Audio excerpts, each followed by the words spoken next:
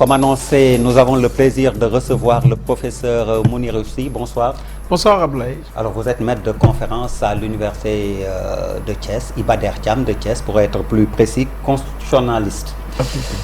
On va commenter cette décision, comme je le disais dans l'édition, qui fait couler beaucoup d'encre et de salive.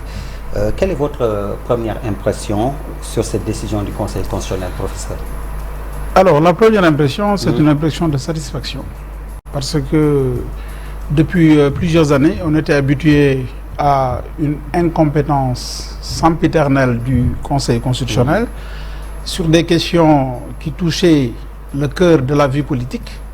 Mais aujourd'hui, comme on l'avait pensé, on avait subodoré que le Conseil allait remettre en cause cette loi dite interprétative qui ne l'était pas et qui était plus ou moins aussi dangereuse que la loi initiale portant amnistie en soi. Alors, professeur, nous, on va comprendre. En lisant la presse ce matin, on est entre rejet, annulation. Je parle des commentaires et autres analyses. Certains évoquent un rejet, d'autres une annulation partielle.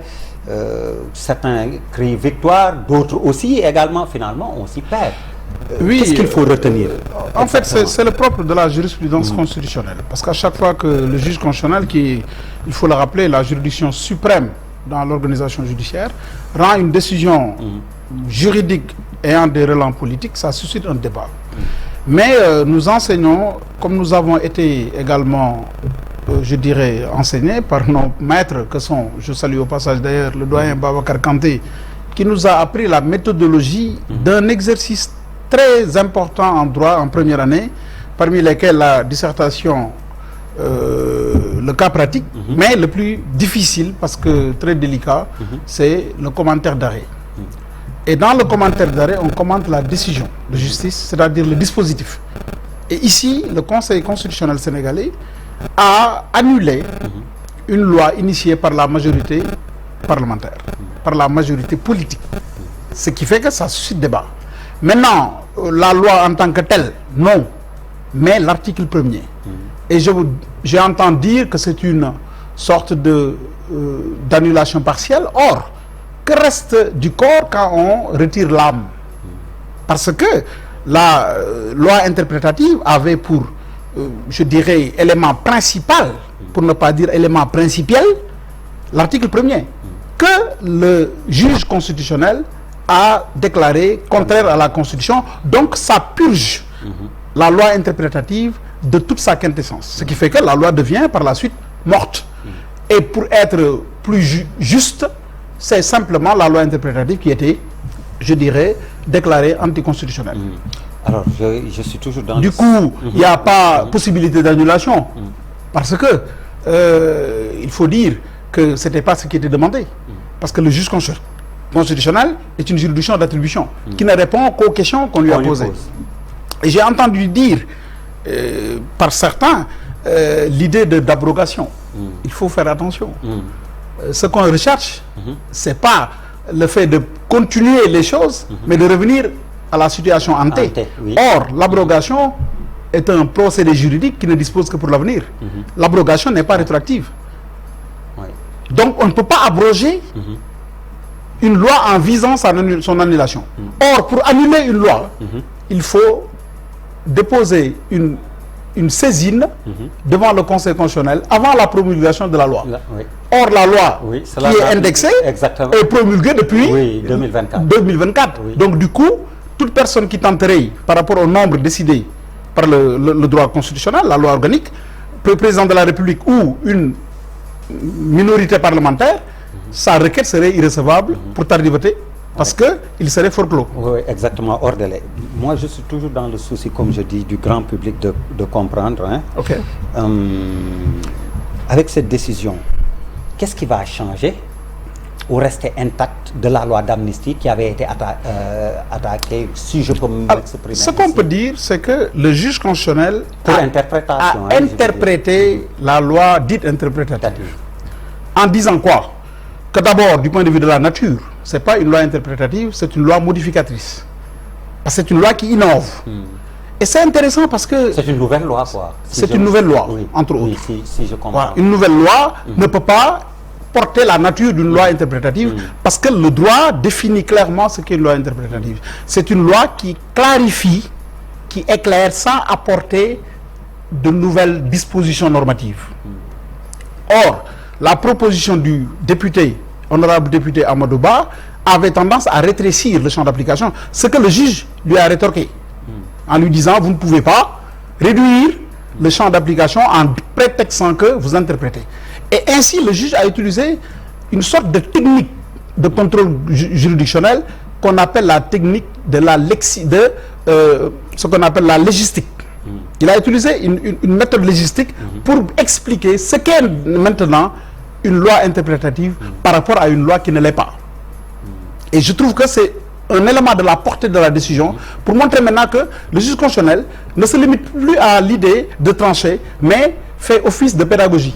On dirait que le juge construit sa doctrine maintenant, avec des éléments nouveaux et une méthodologie qui lui est propre. D'autant plus que il a procédé à un revirement. C'est ça l'intérêt de votre question. Avec la loi Ezzan, le juge constitutionnel avait dit que le législateur avait la plénitude de ses pouvoirs pour dire toutes sortes de crimes ou de délits qui pouvaient être amnistiés.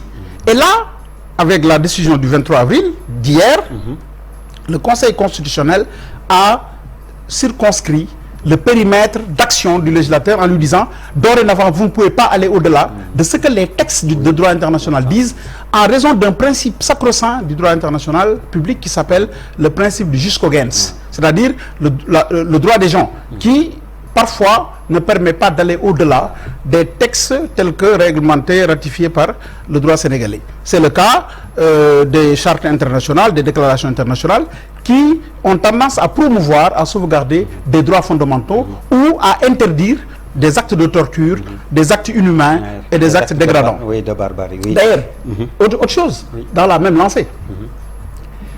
Mais la loi initiale de 2024 avait prévu ça. C'est pourquoi je me suis dit, pourquoi on se focalise? Moi, j'ai suivi les débats parlementaires pendant lesquels l'ancienne ministre garde des Sceaux, Aïssata Tall Sall, disait qu'il n'a jamais été question d'amnistier les actes de torture, d'amnistier les actes inhumains et d'amnistier les actes dégradants.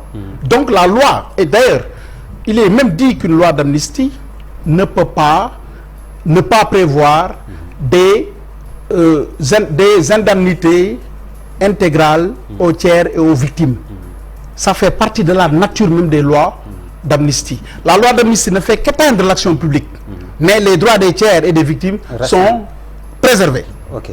Alors, pour rester logique avec ma démarche, quelle est la suite logique, justement, avec de possibles recours, donc, des victimes et des tiers? La première suite, la première conséquence, c'est que le projet de loi interprétative s'estompe.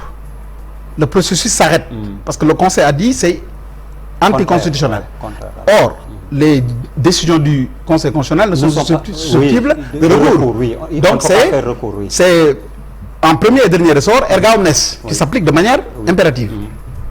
Deuxièmement, les directives et orientations données par le Conseil constitutionnel permettent maintenant aux juges ordinaires, quand des plaintes seront déposées, parce que vous êtes victime ou tiers par rapport aux faits, que le juge maintenant ordinaire, s'entend, puisse s'appuyer de la jurisprudence du Conseil constitutionnel qui s'impose à lui.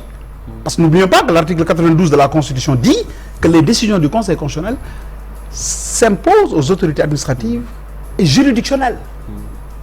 Donc le juge civil, le juge pénal, le juge commercial, le juge ainsi de suite, quelles que soient les incidences que ces faits reprochés pourraient avoir dans la vie des gens, le juge qui serait compétent serait obligé de se référer à la décision du Conseil qui s'impose à lui. Alors, je vais être plus concret.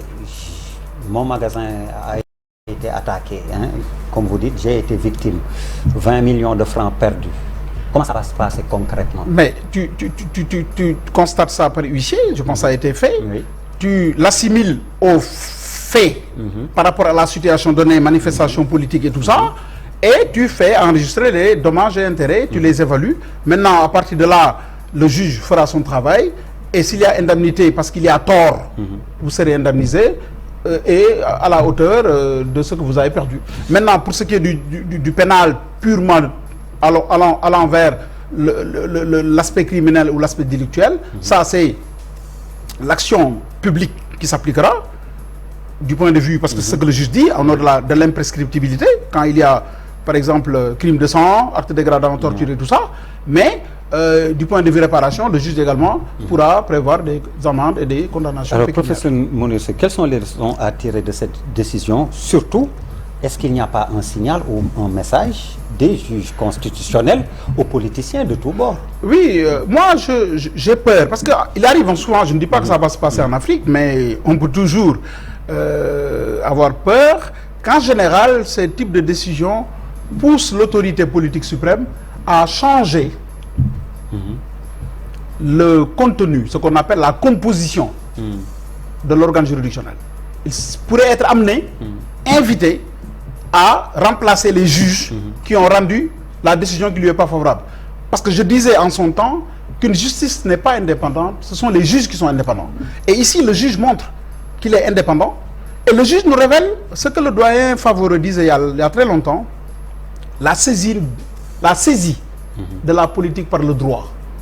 Maintenant, l'autorité politique n'a plus l'habilitation, la possibilité, la latitude de faire ce qu'elle veut à l'hémicycle. D'ailleurs, je le dis dans un article publié aujourd'hui dans un organe de la presse. Je disais que, avec la décision, le Conseil dit, vous avez politiquement raison parce que vous détenez la majorité à l'hémicycle, mais juridiquement tort parce que vous avez violé la Constitution au prétoire. Là-bas, c'est le perchoir, ici, c'est le prétoire. Donc, ça montre quoi? Que le juge, maintenant, renforce son indépendance. Que l'autorité politique n'est plus l'alpha et l'oméga de l'espace public. Le peuple a maintenant quelqu'un qui veille pour ses droits, qui veille à ses droits, à ses devoirs, à savoir le juge constitutionnel. C'est pourquoi d'ailleurs il y a longtemps un autre professeur qui s'appelle Dominique Rousseau parlait de démocratie continue. Lorsque le peuple perd la démocratie à l'Assemblée nationale, il peut l'attendre devant le Conseil constitutionnel qui est maintenant son partenaire. Et le juge constitutionnel l'a prouvé aujourd'hui. Alors, vous évoquez l'Assemblée nationale. Qu'est-ce qu'il est possible de faire maintenant aussi du point... Vous avez été clair par rapport à la loi d'amnistie. Mais maintenant, les députés de la majorité peuvent revenir à la charge, soit en faisant annuler tout simplement la loi d'amnistie ou abroger. Je vous ai dit, l'abrogation ne vise pas ce qu'on cherche, parce que l'abrogation ne vise que pour l'avenir, ne prévoit que pour l'avenir. Justement, pour compléter, Amadou Ba, l'honorable député initiateur de la loi interprétative, qui était là à votre place hier, a souligné que l'abrogation, justement, aurait suscité beaucoup plus de problèmes que de solutions. Non. Est-ce qu'on peut toujours annuler cette loi ou l'abroger? Non, je vais même plus loin que lui. Tu sais, notre ami Modi Gadiaga, que Dieu ait pitié de son âme, disait que le droit, c'est plus d'algèbre que de catéchèse.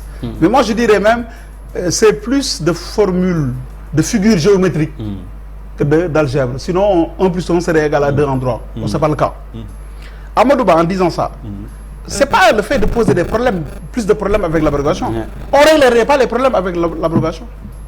Je vous ai dit, l'abrogation ne prévoit que pour l'avenir.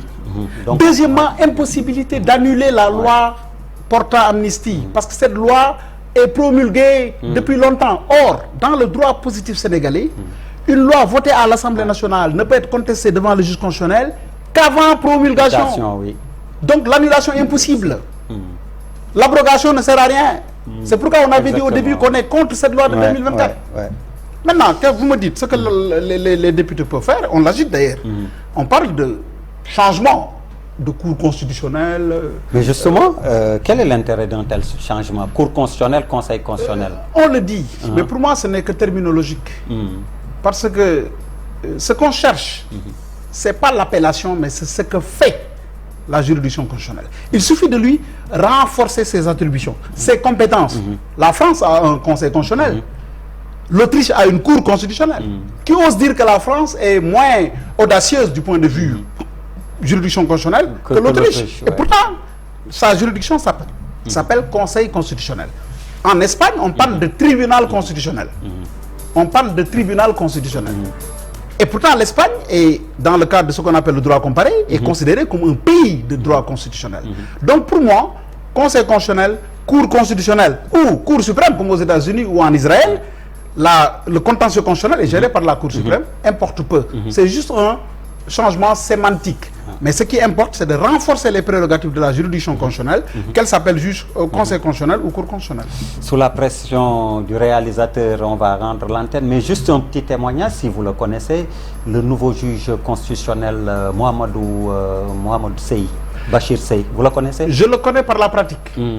C'est quelqu'un... Il remplace Mohamed Diawara, dont le mandat est arrivé à terme.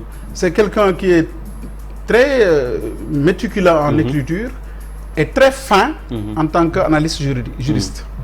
Merci beaucoup, professeur. C'est moi qui vous remercie. Merci également à vous, mesdames, messieurs, de nous avoir reçus chez vous. Excellente suite de programmes sur la TFM, la télévision Futur Média. Merci, bonsoir.